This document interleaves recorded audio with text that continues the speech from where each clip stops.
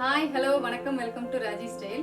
இன்னைக்கு நம்ம ராஜி ஸ்டைல் சேனல்ல ஆலு பரோட்டா எப்படி செய்யறதுன்னு பார்க்கலாம். ரொம்பவே சிம்பிளான ஒரு டிஷ் தான், கண்டிப்பா ட்ரை பண்ணி பாருங்க.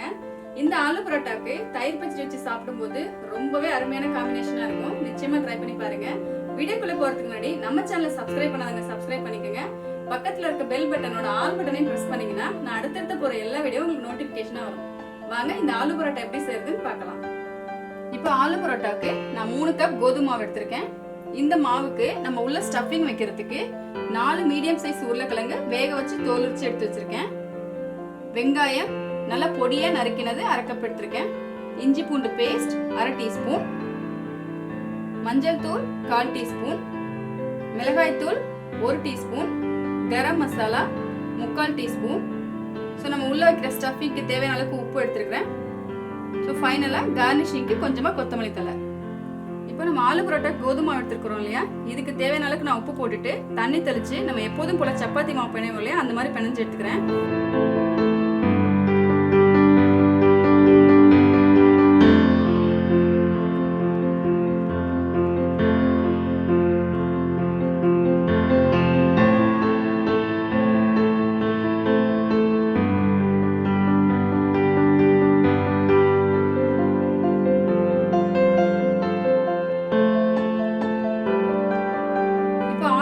தேவையான மாவு நல்லா பிணைஞ்சாச்சு.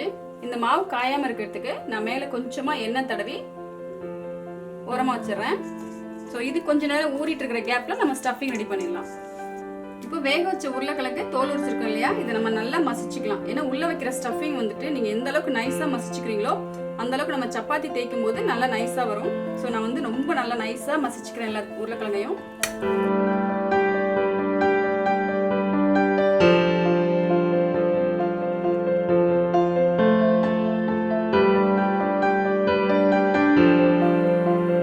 அடுப்புல கடாய் வச்சிருக்கேன். தேவையான அளவுக்கு நம்ம ஸ்டஃபிங் தேவையான அளவுக்கு எண்ணெய் போட்டுட்டு நம்ம வதக்க வேண்டிய பொருள் எல்லாம் வதக்கிக்கலாம். இப்போ எண்ணெய் நல்லா சூடாயிடுச்சு. பொடி பொடியா நறுக்கின வெங்காயம் எந்த அளவுக்கு பொடியா நறுக்கிக்க முடியுமோ அந்த அளவுக்கு பொடியா நறுக்கிக்கோங்க. அப்பதான் ஸ்டஃபிங் வச்சு நம்ம சப்பாத்தி தேய்க்கும் போது அது வந்துட்டு வெளியில எல்லாம் வராது. ஸோ நல்லா கொஞ்சம் வதக்கிக்கிட்டோம்.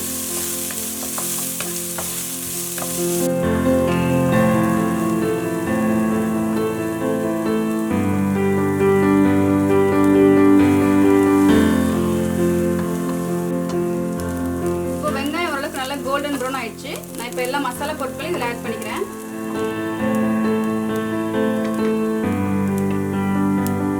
உப்பு, இஞ்சி பூண்டு பேஸ்ட்,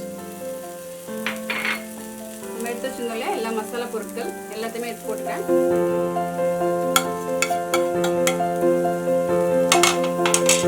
போட்டுட்டு ஒரு ஃப்ரை பண்ணதுக்கு அப்புறமா நீங்க உருளைக்கிழங்கு ஆட் பண்ணிக்கலாம்.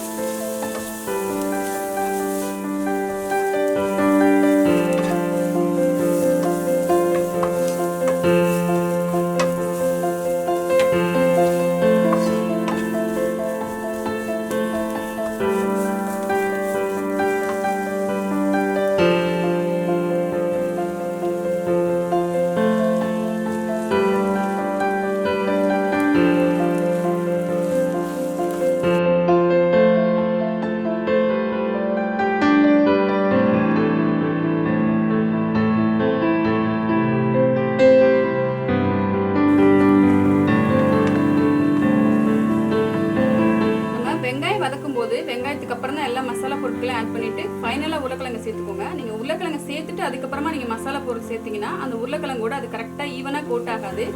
ஸோ ஃபர்ஸ்ட் நீங்க வந்து மசாலா பொருள்லாம் வதக்கிட்டு அப்புறமா உருளைக்கிழங்கு ஆட் பண்ணிக்கோங்க. இப்போ எல்லா மசாலாவும் மிக்ஸ் ஆயிடுச்சு. இந்த ஸ்டேஜ்ல நம்ம எடுத்து வச்சிருந்த கொத்தமல்லி தழை ஆட் பண்ணிக்கிறேன்.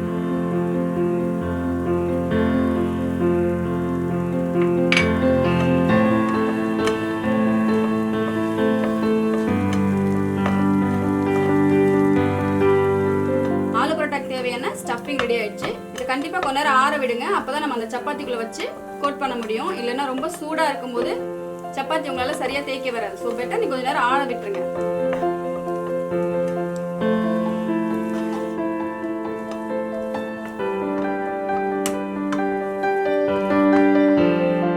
ஆலு பரோட்டாக்கு தேவையான ஸ்டஃபிங் ரெடி. கொஞ்ச நேரம் நான் இதை ஆற விட்டுறேன். ஆற விட்டுட்டு நம்ம பரோட்டா ரெடி பண்ணிக்கலாம். சப்பாத்திக்கு எடுக்கிற சைஸ் இல்லாமல் கொஞ்சம் எக்ஸ்ட்ரா எடுத்துக்கோங்க. ஏன்னா உள்ள ஸ்டஃபிங் வச்சு நம்ம திருப்பி ரோல் பண்ணும் இல்லையா.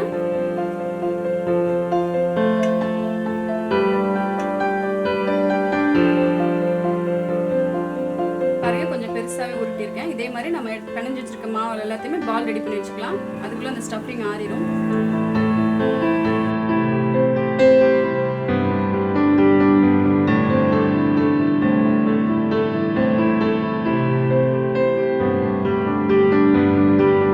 சப்பாத்தி கடையில கொஞ்சம் மாவு தேய்ச்சிருக்கேன்.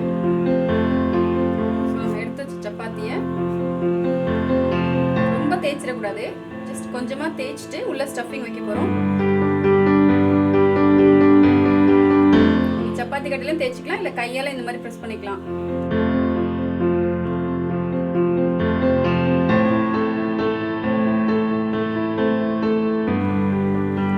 பாருங்க இந்த அளவுக்கு தேய்ச்சிட்டு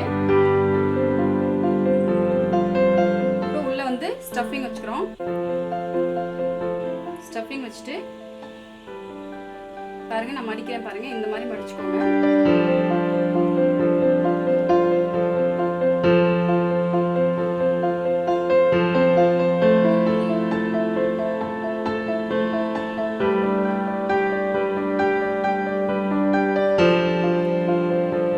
இந்த மாதிரி மடிச்சதுக்கு அப்புறமா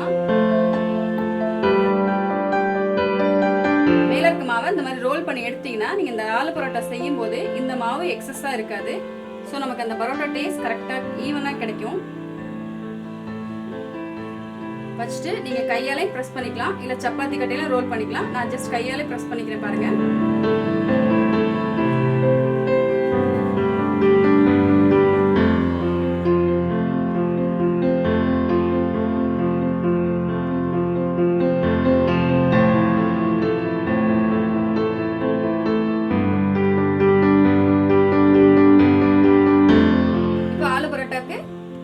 தேய்ச்சி ரெடி ஆயிடுச்சு. தோசைக்கல் சூடு பண்ணியிருக்கேன். நீங்க எண்ணெயும் போட்டுக்கலாம், இல்ல உங்களுக்கு தேவைப்பட்டா நெய் போட்டுக்கலாம். நான் இன்னைக்கு எண்ணெய் தான் போட்டிருக்கேன். ஸோ நம்ம ரெடி பண்ண ஆலு பரோட்டா எடுத்து ரெண்டு பக்கமும் நல்லா வேக வச்சு எடுத்துக்கலாம்.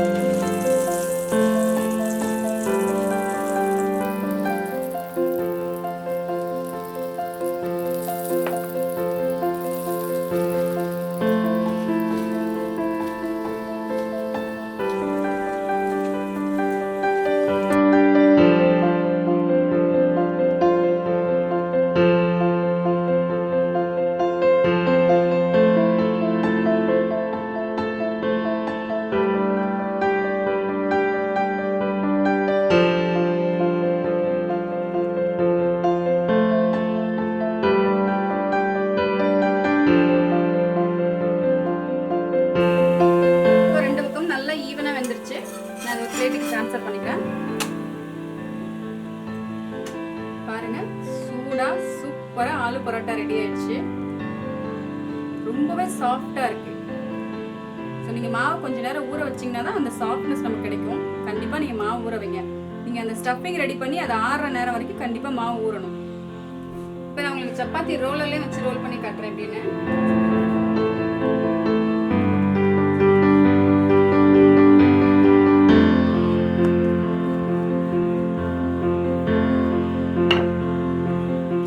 தேய்ச்சிட்டு உள்ள ஸ்டஃபிங் வச்சுக்கலாம். வச்சுட்டு நம்ம மடக்கின மாதிரி தான் அப்படியே பாருங்க.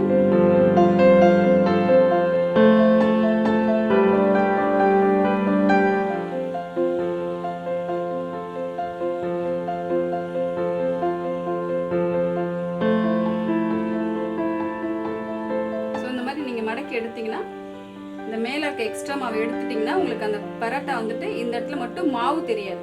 ஸோ ஈவனா நமக்கு வந்து பரோட்டா கரெக்டா கிடைக்கும். இப்போ வச்சுட்டு சப்பாத்தி ரோலர் ரோல் பண்றேன்.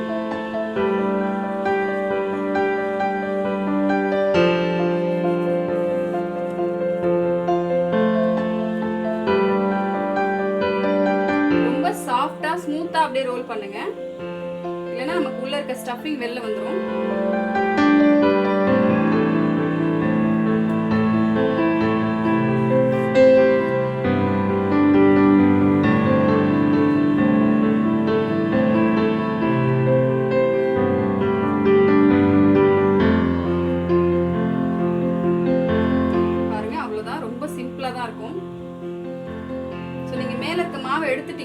இடத்துலயும் உங்களுக்கு ஸ்டஃபிங் கரெக்டா இருக்கும். நீங்க மேல இருக்க மாவு எடுக்கலன்னா இந்த இடத்துல கண்டிப்பா வெறும் மாவா மட்டும் தான் இருக்கும், உள்ள ஸ்டஃபிங் நமக்கு கிடைக்காது.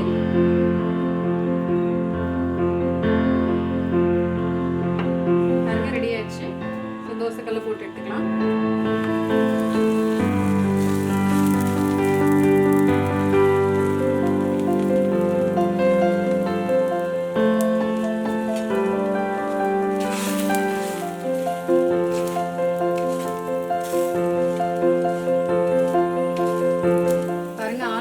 ரொம்பவே சூப்பரா ரெடி ஆயிட்டு இருக்கு. ஸோ நம்ம அக்கேஷனலாக போய் ஹோட்டலில் சாப்பிட்ற ஒரு விஷயத்தை நம்ம வீட்டிலேயே இதை செஞ்சு சாப்பிடும்போது ஒரு ஃபுல் ஃபீல் கிடைக்கும் நமக்கு. ரொம்பவே டேஸ்ட்டாக இருக்கும். கண்டிப்பாக இதை ட்ரை பண்ணி பாருங்கள், அவ்வளோ நல்லாயிருக்கும். உள்ளே இருக்க ஸ்டஃபிங் வந்துட்டு மசாலா பொருட்கள் நம்ம இஷ்டத்துக்கு வந்து இப்போ நான் கரம் மசாலா மிளகாத்தூள் போட்டிருக்கேன். ஸோ உங்களுக்கு தேவைன்னா நீங்கள் சாட் மசாலா இல்லை வேறு ஆம்ச்சூர் பவுடர் உங்களுக்கு விருப்பப்பட்டால் போட்டுக்கலாம். நான் அதெல்லாம் எதுவும் போட்டுக்கல. நம்ம வீட்டில் இருக்க பொருள் மட்டுமே வச்சு நம்ம இது பண்ணிக்கலாம்.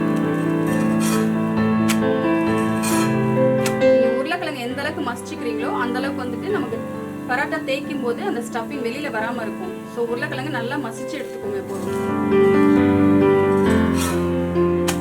பாருங்க இதுவும் ரெடி ஆயிடுச்சு.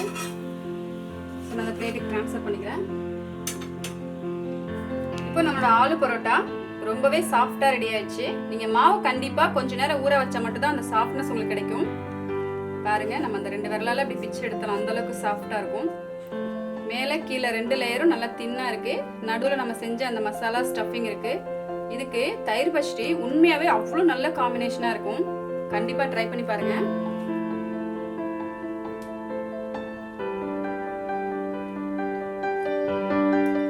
ஆலு பரோட்டாக்கும் இது தயிர் பச்சடிக்கும் சரியான காம்பினேஷன், அவ்வளோ நல்லா இருக்கு.